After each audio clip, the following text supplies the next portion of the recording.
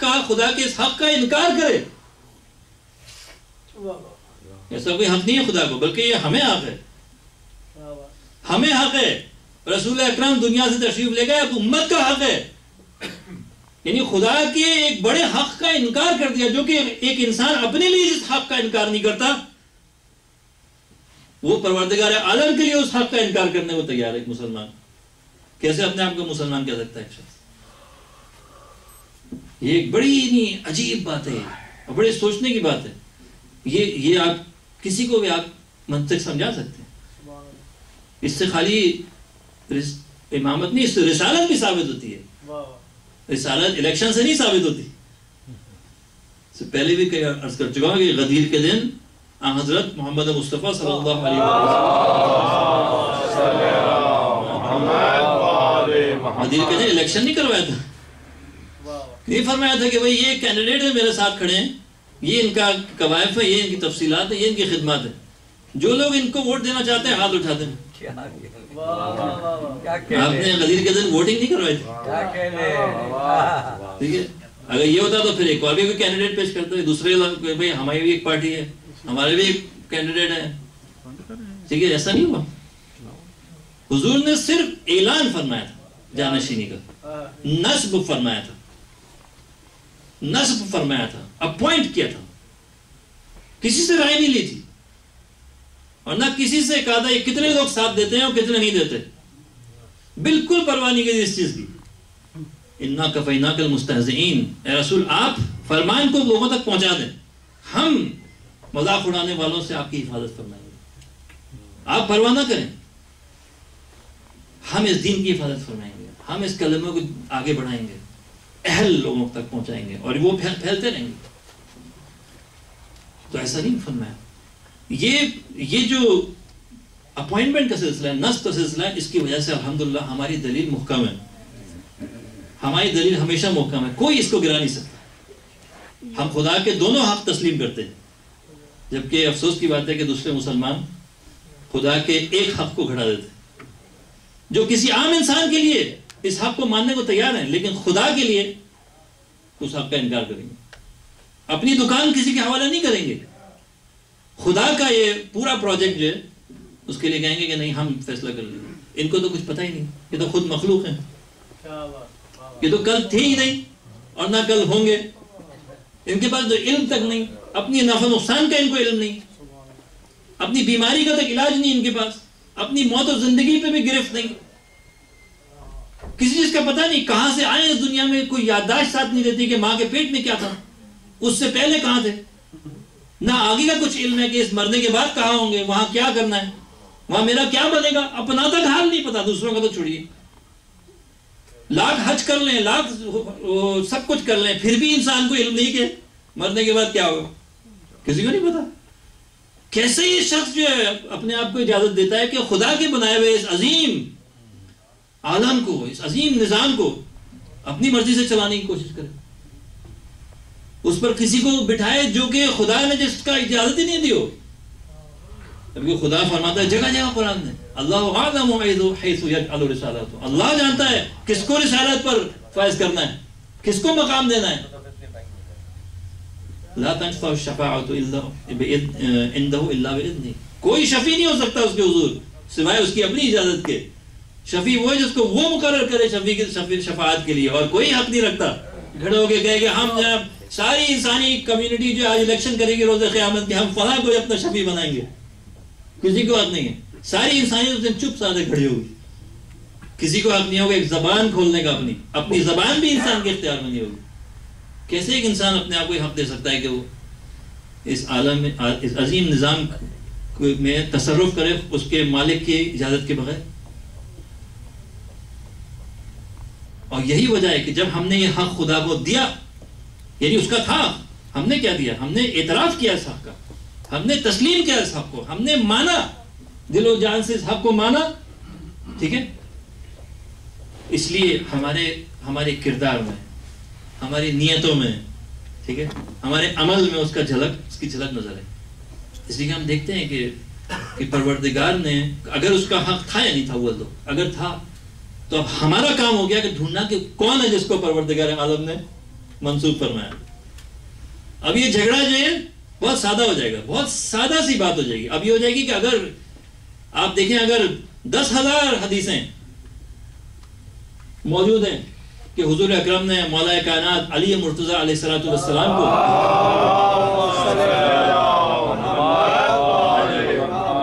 منسوخ فرمایا, اس کے مقابلے میں 2 حدیثیں پتہ نہیں کہاں سے آ جاتی ہیں کہ فلاں نے نماز پڑھائی مسلمانوں کی, یا مثلا فلاں جو تھے وہ غار میں تھے, یا فلاں جو تھے وہ یہاں تھے وہاں تھے. تو اب کوئی بھی عاقل انسان 10,000 حدیثوں کے مقابلے میں ایک حدیث کو تسلیم نہیں کرے گا, چونکہ وہ حدیث جو واضح, صاف, متواتر, جس کے پیغمبر کے ارشادات سے مکمل ہم آہنگ ہے, جس کو حضور نے فرمایا انی تارکن فیکم الثقلین کتاب اللہ و عطرتی, جو کہ ہر سارے مسلمانوں میں موجود ہے, جس کے بارے میں سارے مسلمانوں کی کتابوں میں موجود ہے کہ میرے بعد 12 خلیفہ ہوں گے, جس کے بارے میں حضور نے فرمایا کہ مثال میرے اہل بیت کی سفینہ نوح کی طرح سے. ان ساری حدیثوں سے یہ بات بالکل ہم آہنگ ہے, مطابقت رکھتی ہے کہ اپنے اہل بیت میں سے ایک شخص کو جو کبھی جس نے کفر نہیں کیا, جب کسی نے اس کے عمل کے خلاف عمل نہیں کیا, ٹھیک ہے, اپنی جان کو اس کے لیے ایک بار نہیں بارہا اپنے ہاتھوں پہ لے کے جو ہے جان کی بازی لگائی اور ہر جگہ ان کی نصرت فرمائی. انسان یہ دیکھے گا, وہ دیکھے گا, کوئی عاقل صرف تعصب ہی ہے کہ جو انسان کو گمراہ کرے گا, صرف تعصب. جس کا دل کھلا ہے, جس کا ذہن کھلا ہے, سوچتا ہے, منطق سے سوچتا ہے صحیح, وہ انکار نہیں کرے گا. اس وجہ سے ہم الحمدللہ ہم آخر میں ہمارا پیغام جو واضح ہے, ہماری منطق جو ہے وہ محکم ہے, اور لاکھ ہمیں ماریں, لاکھ ہمارے اوپر ظلم کریں, وہ ہماری منطق کو نہیں شکست دے سکتے. ہم ممکن ہے کوئی جنگ ہار جائیں, کبھی ممکن ہے ہمارے لوگ مارے جائیں کسی دھماکے میں, ممکن ہے ہمارے کاروانوں پہ حملے ہوں, ممکن ہے یہ ہو, لیکن ہمارا پیغام کبھی نہیں دب سکتا. بی بی کا وعدہ تھا یزید کے دربار میں, آپ نے فرما دیا تھا کہ یزید تم ہمارا ذکر نہیں مٹا سکو, تم کچھ بھی کر لو, سارے اموی مل کے, سفیانی مل کے, سقیفہ والے جو بھی ہیں, جو بھی مل کے جتنا بھی کر لیں, ہمارا ذکر نہیں مٹا سکتے, ہمارا پیغام نہیں, کیونکہ عقل و برہان انسانی کے مطابق ہمارا پیغام حقیقت پہ مبنی ہے. ہم تعصب سے بات نہیں کرتے, ہم بالکل صاف شفاف حقیقت کو روشن کرتے ہیں. ہم جو بات ہے وہ کرتے ہیں. ہم اس لیے نہیں کرتے کہ ہم شیعہ ہیں بات کرتے ہیں, کیونکہ ہماری بات جو اس میں وزن ہے. ہم خدا کو خدا مانتے ہیں, شرط و شروط کے ساتھ نہیں مانتے, اس کی خدائی کو ہم محدود نہیں کرتے, ہم اس کو خدا سمجھتے ہیں, ولایت مطلقہ مانتے ہیں اس کی. ہم اس وجہ سے ہمیں کوئی اعتراض نہیں. پیغمبر فرماتے ہیں کہ ہم نے ان کو منسوخ کر دیا سمعا و طاعتا, ٹھیک. اگر مولا علی فرماتے ہیں کہ میں اپنے بات حسن کو جانشین بناتا ہوں سمعا و طاعتا, کوئی مشکل نہیں ہے. جو بھی گمراہ ہوئے عقل ان کی تعصب کا شکار تھے, یا مال دولت کے لیے, مال دنیا کے لیے, اور یا خوف کے لیے, کسی چیز کے کھونے کا خوف, یا جان کا خوف, ٹھیک ہے, یہ لوگوں کی لعنت ملامت کا خوف, اس طرح کے خوف سے لوگوں کو گمراہ کیا. جنہوں نے عمل میں ساتھ نہیں بھی دیا, وہ بھی دل سے جانتے تھے کہ غلط کر رہے. مختل میں لکھا ہے کہ سید الشہداء آخری وقتوں میں, آخری لمحات میں زخموں سے چور تھا آپ کا بدن, زخموں سے چور تھا آپ کا بدن, آپ کے تیر گلے میں لگ چکا تھا, آپ کے کندھوں پہ تلواریں لگ چکی تھیں, آپ کے چارے جسم میں نیزے لگ چکے تھے. تیروں سے گویا آپ کا آگے کا بدن پورا بھرا ہوا تھا. پتھر آپ کے سر پہ لگ چکا تھا, آپ کے دہانے پہ لگ چکا تھا, تلوار آپ کے سر پہ لگ چکی تھی, آپ کی جو خود تھی وہ ٹوٹ چکی تھی, آپ کی جو ٹوپی جو پہنے تھے آپ وہ ٹوٹ چکی تھی. آپ نے اس کے بعد ایک کپڑے کی ٹوپی اپنے سر پہ باندھی تھی, خون بہ رہا تھا, آپ کے آل و اولاد شہید ہو چکے تھے, آپ کے بچے جان دے چکے تھے. لیکن راوی لکھتا ہے کہ میں نے کبھی ایسے شخص کو نہیں دیکھا جس کے اوپر اتنے ستم ہو چکے ہوں, جس نے اتنے جنازے اٹھائے ہوں, جس نے اتنی لاشیں دیکھی ہوں, جس نے اتنے عزیز اقربا فدا کیے ہوں, اور وہ اتنی شجاعت سے جنگ لڑے, اتنی بہادری سے جنگ لڑے. اور جس کی زبان میں اور جس کے عمل میں اور جس کے حوصلے میں کبھی کمزوری نظر نہ آئے، اور وہ لڑتا جائے، علی کا نام لے کے لڑتا جائے، علی کی ذوالفقار لے کے لڑتا جائے، صرف حکم خدا پہ حسین نے نیام میں رکھی تلوار، صرف حکم خدا.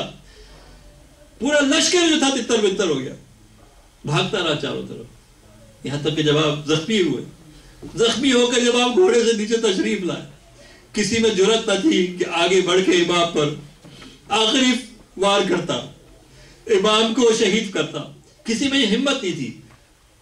آپ کی شخصیت کی عظمت ایسی تھی کیونکہ جانتے تھے لوگ کہ غلط کر رہے ہیں، جانتے تھے کہ ظلم کر رہے ہیں، تعصب کے مارے تھے، دنیا کے مارے تھے، خوف کے مارے تھے کہ وہ اس عمل کو انجام دے رہے تھے، لیکن جانتے تھے کہ غلط ہے. ہر آدمی یہ بوجھ دوسرے پر ڈال رہا تھا، تو حسین کو مار، میں نہیں مار. کوئی اپنا ہاتھ آلودہ کرنے کے لیے تیار نہیں تھا، حالانکہ سب کچھ کر چکے تھے، حسین کو مارنے کے لیے تیار نہیں ہو رہے تھے. یہاں تک کہ وہ جو حرام کی اولاد تھے وہ آگے بڑھے، شمر کے ساتھ 10 لوگ آگے بڑھے جو حرام کی اولاد تھے، انہوں نے حکم دیا، اور یہی آگے بڑھ کے ظلم کیا. بی بی کے اوپر کیا گزر گئی قیامت. آپ لوگ کربلا والے ہیں، آپ لوگ کربلا کے ظاہرین ہیں، آپ لوگ جا چکے ہوں گے تلے زینبیہ، آپ لوگ جا چکے ہوں گے کربلا کے مناظر دیکھ کر آئے ہوں گے. آج بھی کربلا زندہ ہے. اب کربلا ایک جگہ نہیں بلکہ دنیا بھر میں کربلا. آج شیعہ دنیا بھر میں اپنا خون بہا رہا. آج شیعوں کا خون کتنا سستا ہو چکا ہے. آج کتنی مائیں ہیں جو اپنے بچوں پہ رو رہی ہیں، آج کتنی بہنیں ہیں جو اپنے بھائیوں پہ رو رہی ہیں، آج کتنی بیویاں ہیں آج جو شہید ہو رہی ہیں، اسیر بنائی جا رہی ہیں. آج کتنے بچے ہیں جو سکینہ کی طرح اپنے بابا کے انتظار میں کھڑے ہیں. ان کی ماں کو سمجھ میں نہیں آتا اپنے بچوں کو کیسے سمجھائیں کہ بابا آپ نہیں آئیں گے.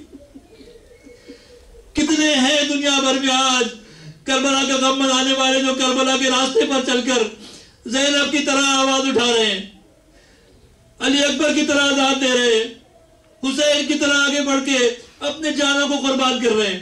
آج کتنے نوجوان ہیں جو قاسم کی طرح کفن پہن کر جلوسوں کے آگے چل رہے ہیں. آج کربلا پھر سے آباد ہو چکی ہے. آج پھر سے ہمارا غم تازہ ہے. گویا آج رسول اللہ کا پھر سے انتقال ہو گیا.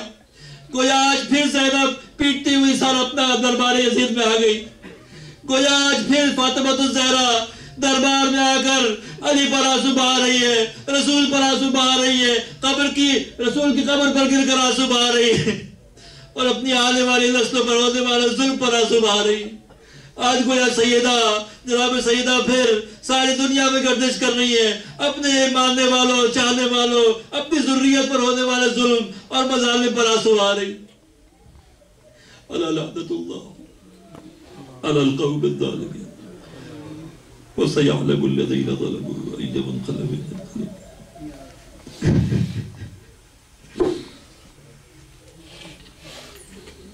بہرحال ہمارے ظہور